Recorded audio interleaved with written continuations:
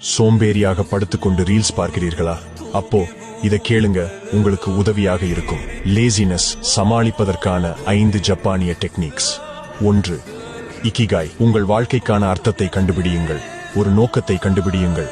அது உங்களை சோம்பேறியாக தூங்க விடாமல் உங்கள் கனவுக்காக உங்களை உழைக்க வைக்கும். 2. காய்சன்.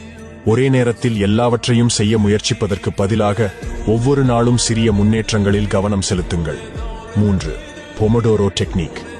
கவனச்சிதறல்கள் இல்லாமல் 25 நிமிடங்கள் வேலை செய்யுங்கள். பின்னர் 5 நிமிடங்களுக்கு ஒரு முறை இடைவெளி எடுத்துக்கொண்டு மீண்டும் வேலை செய்யுங்கள். இது குறைந்த நேரத்தில் அதிக வேலைகளை செய்ய ஒரு சிறந்த வழியாகும். 4. ஷோஷின் அப்ரோச்.